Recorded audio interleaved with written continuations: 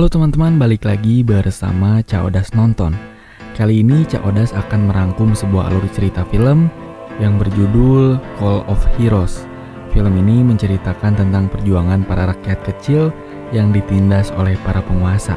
Baik, daripada kalian penasaran, mending langsung aja kita ke videonya.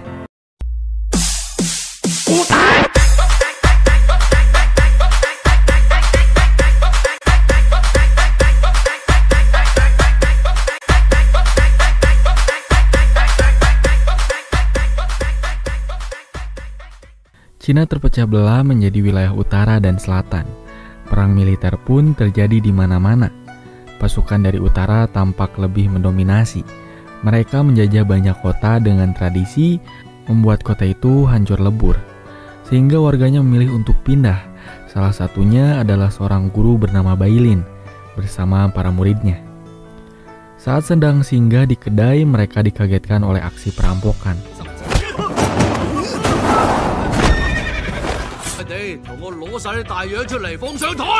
Dan membuat seorang pria bernama Ma Feng terbangun dari tidurnya. Ia pun merasa sangat kesal. Lalu dengan santainya dia menghajar para kawanan perampok ini.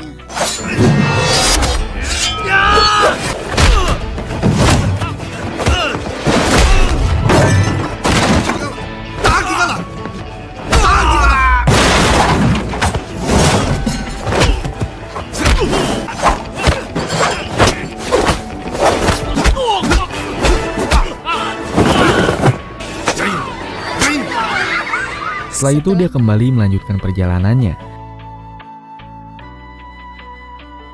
Kemudian terlihat pria bernama Kenan, yaitu kapten dari pasukan pengawal sebuah kota kecil yang bernama Pu. Suatu ketika ia mendapati banyak warga dari kota lain mengungsi di kotanya. Para warga di sana menolak dengan alasan tidak ada lagi tempat tinggal.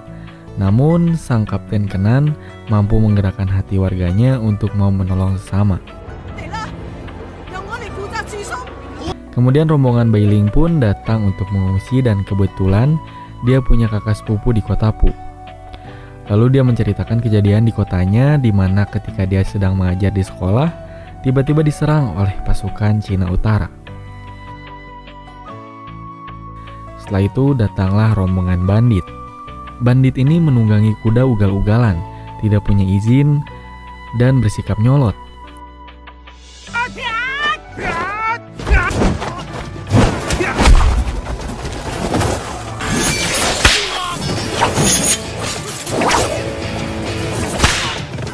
Namun ternyata memang pasukan bandit ini dibayar oleh pejabat untuk membantu pasukan Kenan melindungi kota. Seketika perhatian orang-orang teralihkan oleh kedatangan Ma Feng yang tertidur sembari menunggangi kudanya. Kemudian dia berniat mencukur jenggotnya yang lebat. Ma Feng malah melanjutkan tidurnya, dan saat menunggu antrian, lalu dia dibangunkan oleh Kenan. Di sini Kenan ingin tahu apa tujuan Ma Feng datang ke kota Pu. Dan Ma Feng menjelaskan bahwa kudanya yang membawa dia masuk ke kota Pu, karena dia hanya tertidur di atas kuda yang dia tunggangi. Mengetahui bahwa Ma Feng adalah pria baik dan jago bela diri, Bailin meminta untuk mengantar para muridnya ke ibu kota agar aman.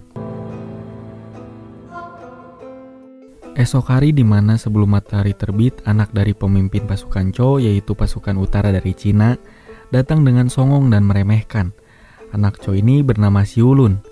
Namun karena wajahnya ini masih asing, sepupu Bailing malah mengiranya sebagai pengungsi dari kota lain. Bahkan dengan santainya, dia menjelek-jelekan Zhou dan pasukannya, yang padahal pasukan itu ada di depannya. Saat Bailin turun dari atas, dia melihat ada tamu yang pernah dia lihat sebelumnya. Dan Bailing menyadari bahwa itu adalah Xiulun. Kemudian tanpa pikir panjang, tanpa alasan yang jelas, serta tanpa nurani, Xiulun membunuh orang-orang yang berada di situ. Mendengar suara tembakan, pasukan Kenan bergegas mendatanginya. Seorang bocah, Bailing, dan kakak sepupunya didapati sudah meninggal. Kemudian Xiulun dibawa ke kota untuk dihukum. Jelas, para warga geram dengan ulah pria satu ini, apalagi dia terus mengelak saat ditanya. Sampai akhirnya dia dijatuhkan hukuman mati. Di tengah kerumunan warga, sampai akhirnya dia dijatuhi hukuman mati. Di tengah kerumunan warga datang kolonel pasukan Siulun untuk membebaskan tuannya. Beberapa penjaga kota sudah mencoba menghadang, sehingga terjadilah adu mulut dan saling mengancam.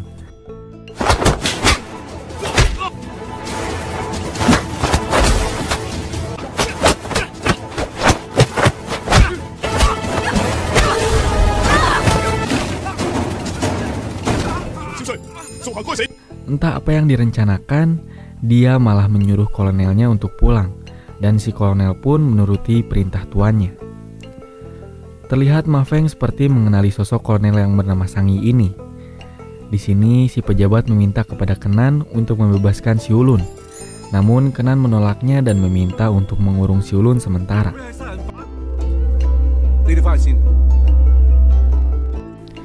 Ma Feng mendapati sebuah surat yang ditulis oleh Bailin sebelum dia meninggal.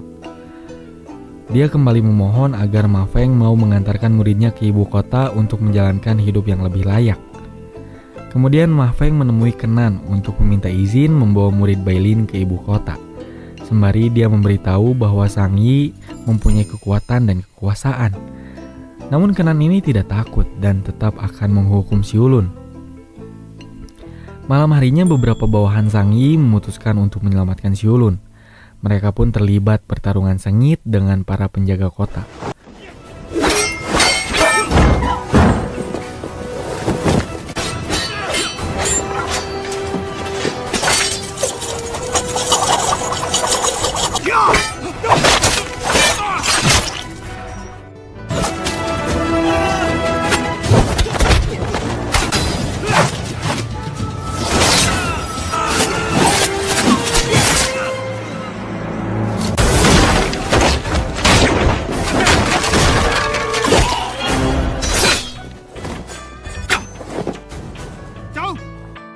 Walau berhasil membunuh beberapa pasukan dan memukul mundur sisanya, tetapi seseorang penjaga ikut meninggal. Alhasil para penjaga lain geram, lalu hendak membunuh Siulun. Namun mereka malah melihat Siulun sedang gantung diri. Mereka pun langsung panik dan tidak membiarkan Siulun mati begitu saja. Di sisi lain, Ma Feng menemui teman seperguruannya yang bernama Sang Yi. Mereka berbeda tujuan hidup, tapi mereka ini masih cukup akrab. Di masa lalu mereka ini bekerja sebagai pengawal pejabat, sampai suatu ketika Ma Feng hilang kesabaran setelah melihat pejabat itu menyiksa rakyat jelata. Demi menyuarakan keadilan, dia hendak membunuh pejabat itu, namun dia dihalangi oleh Sang Yi, karena kalau si pejabat mati akan muncul pertumpahan darah yang sangat besar. Saat itulah Ma Feng memutuskan untuk berpisah dengan teman seperguruannya. Saat malam hari tiba, Kenan pergi menemui seorang bawahannya yaitu Liao. Liao merasa sangat ketakutan akan pasukan Siulun. Dengan itu, dia pun meminta agar Siulun dibebaskan. Namun Kenan masih tetap pada pendiriannya. Sekalipun mereka mati, setidaknya mati secara terhormat. Tiba-tiba datanglah para bandit untuk membunuh Kenan atas perintah pejabat kota Pu. Karena Kenan yang tidak mau menuruti pejabat untuk membebaskan Siulun. Dan akhirnya Kenan dan Liao pun bertarung dengan para bandit itu.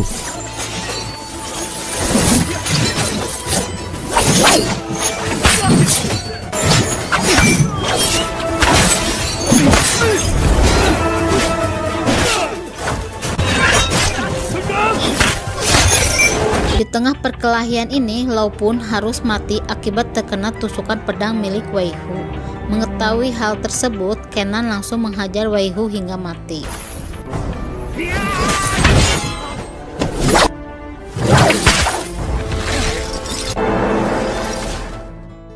Namun sayangnya di tengah pertarungan, Liao terkena luka hingga meninggal. Namun pertarungan dibenangkan oleh Kenan, meski teman dekatnya ini meninggal di tangan bandit. Pejabat kota menghasut warga untuk mendesak Kenan agar Siulun dibebaskan. Tetapi Kenan tetap menolak karena dia curiga kalau Siulun akan berbohong dengan tetap menyerang kota walau sudah dibebaskan. Kenan tetap akan menghukum Siulun sambil menunggu bantuan dari pasukan wilayah selatan untuk menghabisi pasukan Chou dari utara. Namun karena banyak warga yang memohon Siulun dibebaskan, Kenan memilih untuk mundur dari jabatannya. Hari pun berganti di mana istri dan anak Kenan pergi ke kota lain bersama bawahannya, Sedangkan Kenan akan menetap sementara waktu karena khawatir dengan warganya. Tanda-tanda kerusuhan pun mulai muncul saat Sang Yi membawa pasukan Chou ke kota Pu dan meminta Kenan untuk membebaskan Xiulun. Kenan tidak ingin warganya dalam bahaya.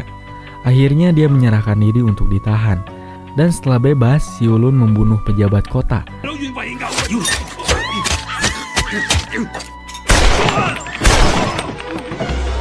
Dan yang lebih parahnya lagi, pasukan Chou tetap menyerang kota, menindas warga, serta merampas hartanya.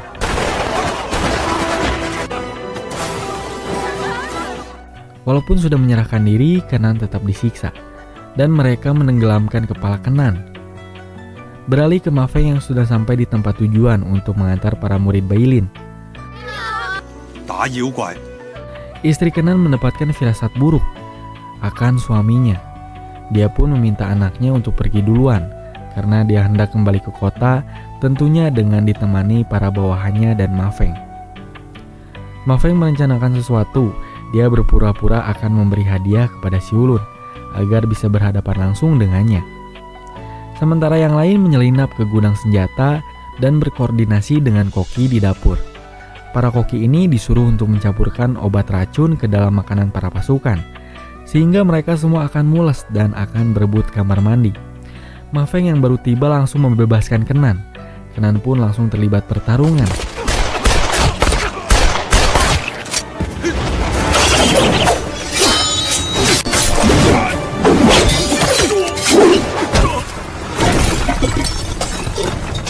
Ma Feng pun kembali bertemu dan bertarung dengan Sang Yi, yang padahal mereka teman seperguruan. Para warga memanfaatkan kesempatan ini untuk segera bergerak, dimulai dari sebuah ledakan, disusul dengan serangan.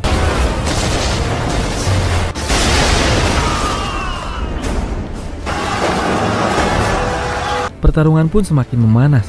Kenan harus berhadapan dengan Xiulun, sementara Ma Feng dengan Sang Yi.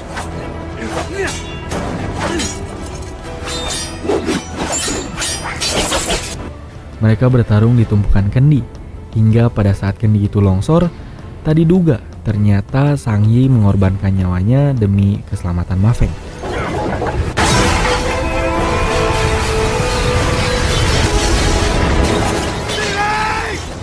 Di sisi lain, Xiulun tampak lebih unggul karena memegang sebuah pistol, dan membuat Kenan kewalahan, apalagi ketika istrinya tertembak.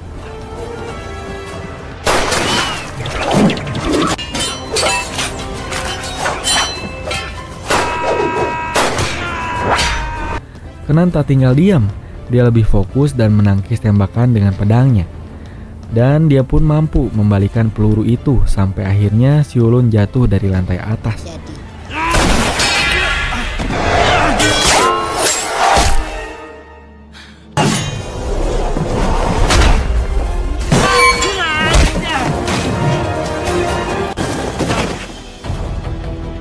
Tetapi dia masih sempat tertawa. Dan tiba-tiba para warga pun langsung menghajarnya hingga mati.